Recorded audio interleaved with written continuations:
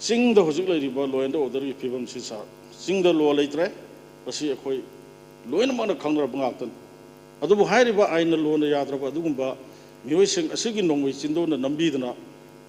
मदुगी खोलाउदु लाउबगी महुत्ता अखोई सेपरेट एडमिनिस्ट्रेशन पियो देन यूनियन टेरिटरी पियो है हजिक फाउब लाउदना ले तंग थमजगे आइसु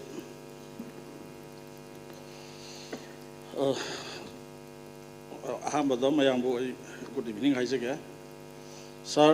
अखोई अपोजिशन की साइड की काय कुमजरीब अखोई सीएलपी की लीडरना थमजगे अइदी थागत वाही होइना खजितंग थमजगे अदुगा तौहन्निंगबा थबक सजेशन हाइगदरा खितंग अइ थमजगे सर अखोई डेमोक्रेसी चटपा लेपाकता हाइबा ताइ सर गवर्नर की प्रेसिडेंट रूल की शासन प्रजा की अपेनबा निंब थुंगनबा ngamde हाइबसी सर अखोई होगिबा 2025 की फेब्रुआरी की तांग 19 दगी लेगिबा अदुगुंबा पीआर गवर्नमेंट असी हजिक सही फाजल है सिगी मनुंग द सर अखोई खंगे पीआर गवर्नमेंट मणिपुर की प्रजा की अवाबा अदुगा निंब थुंगनबा ngamde हाइबसिमा यामना मयक सेंगे सर हजिक सर मणिपुर दा अखोई थेंगनरिब लाइबक थिबा थौदोकसी अखोई लीडर सो हाइबिग्रे मियोइबा बिसि सोइदबा कनासु ngamदबा लेते सोइबदगिबो ओरसो अमबो ओरबसु सर थोख्रिबसि सर यामना लाइबक थिबा हाइबा ताइ वारे इसासी पत्थरे हाइबा ताइ सर खोंग थांबम फाउ थोक्तरे हाउस दा फम्बिरि ऑनरेबल मेंबर मयामगी लोइनमक जगह जगह दा सोक्तसु सर लेपचरिबा अई अमसुंग अतई मेंबर खरगिदि आईडीपी सिंगी अवाबा इरांगसिना मरम ओरगा युम मई थानबा मी हानबा अगी केंद्र मक्तदा सुगुनु केंद्रदा सर अदगी इरांगसिदा लैगिदबा मसिंग सि सर कुनगी मथक्ता लैगिद्रे युम कया अम तुमदा चाखरे लैरिबा प्रजासिंग असिना मथवाई हिंगनबा होनबदा सर नुमितुगी अदुगुंबा लाइबक थिबा थौदोक थोलकपरुदा मसा मसादा सेटलिबा फिरोंदु नतना तौरकपदि सर अइसे खरा थेंगलप नुमि 12 की मतुंगदा थोखी अदु अहिंग नोंगालमदाइदा तौबनिना तुम्बदा सेटलिबा मसा मसादा सेटलिबा फिदुदगी हना अदुदगी हना कनबा ngamhौदबा हाइद्रे तुमना चाखरा अदुना सिगुंबा सर प्रजासिंग सिगी अवाबा मसी हंजनबो होनबा दगी मसीगी अना लायेंबगी अदगी मयुंग मकई सानबगी सरकारना फनयामना तौरगसु सर मसीगी एमएलए मोइना होइना मसीगी दायित्व लौरगा चेंबदा सर अवाबदा खम थेंगे हाइबा ताइ मरकसिदा पॉलिटिकली यंगसनबा तौदनबो होनबा मयाम अमा लई अदु हदकी सेशन से अइना खंजबदा ताजबदा मसी सि फमगा नोंनिनी यैथोगा मु फमगनि हाइना ताइ अइ मदुदा डिटेल लाक्सगे सर सर ngasi मणिपुर दा थोइबा इरांग से अखोई वैली दा लेरिबा प्रजा सिंह सिना हाय अखोई शांति पामी अखोई युमदा हंजल हनबिरो अखोई अवाब से कोहनबिरो अखोई पीस पामी हाइदना लावी सा सिंगदा लेरिबा प्रजा सिंह से सा मदुगी ओना तैनबदा अखोई सेपरेट एडमिनिस्ट्रेशन पियो अदुगा यूनियन टेरिटरी पियो मोइगी मचिन ngasi फावबा शांति पामी अखोई हानगी युमदा इंगदा चिंगना लेहनबिरो हाइबा वाई सिसा ngasi सही अहुम फाजलबसी ताबा ngamde ताते हना इलौजगे मसीगी हाइबा ngamदबगी मसीगी खोनथोकसे थोकबा ngamदबगी मरमसे सर अइना खंजबदा चिंगदा हजिक लेरिबा लो एंड ऑर्डर की फिवम से सर चिंगदा लो लेट्रे असी अखोई लोइनमक खंगरबा ngaktan चिंगदा लो लेतबना मरम ओरगा लोन यादबा अदुगुंबा खुलाइसिंग यामना पावरफुल ओइबा automatic rifle AK-47 INSAS rifle तोंगान तोंगानबा अतोप कंट्री दगी लाकबा अदुगुंबा पावरफुल ओइबा खुलाई मयाम अमा पाइरगा प्रजा सिंह असि नोंमै चिंदोनदा प्रजाना लावगदोबा खोलाव शांति पामी अखोई इंगना चिंगना लेमिनबसे हाइबसे sir among the hill peoples यावदबदि नते अदुबु हाइरिबा आइन लोन याद्रबा अदुगुंबा मियोइसिंग असिगी नोंमै चिंदोना नंबीदना मसीदी मदुगी खोलावदु लावबगी महुत्ता अखोई सेपरेट एडमिनिस्ट्रेशन पियो then Union Territory PU had no power law. Garang Sinona Kambiraba, Kogi Marup, Honorable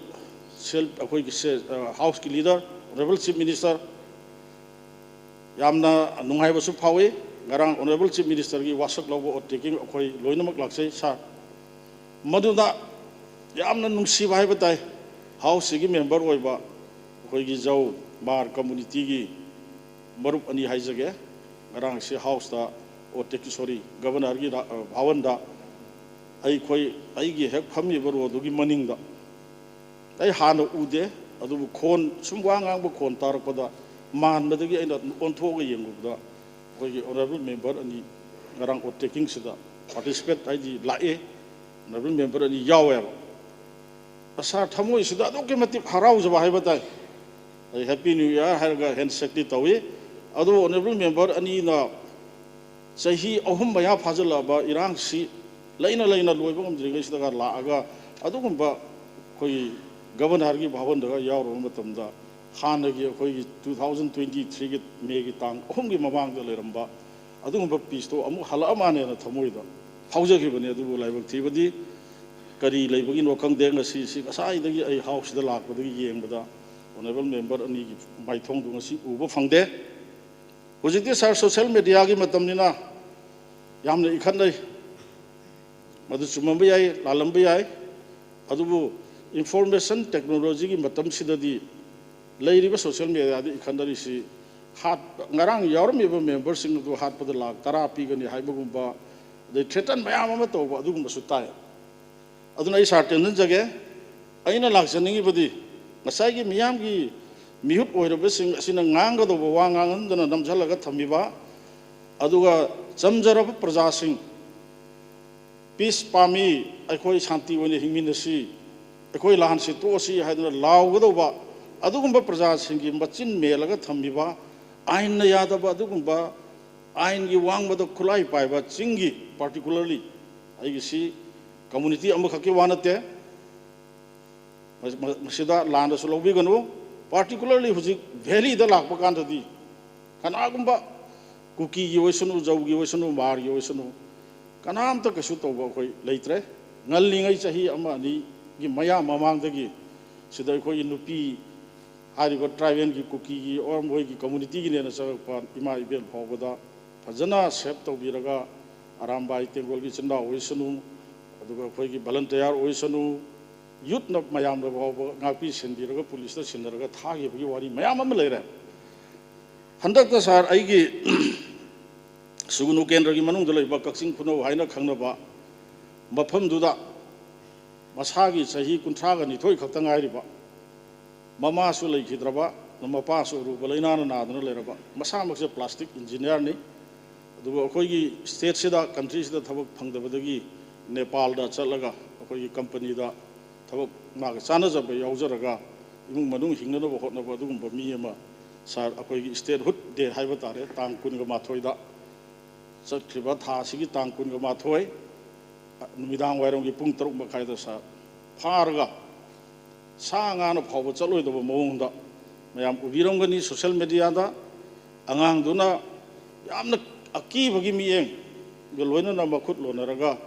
I will happy when we have him along the top of the Hoda. Kapaga Hatki was Sigum Sisa, Masi Akoi Peace Born of the Sarmasi, the Yaroi, Jumna Chinna Lawana Yaroi. Central government Kaktan hire Suyaroi,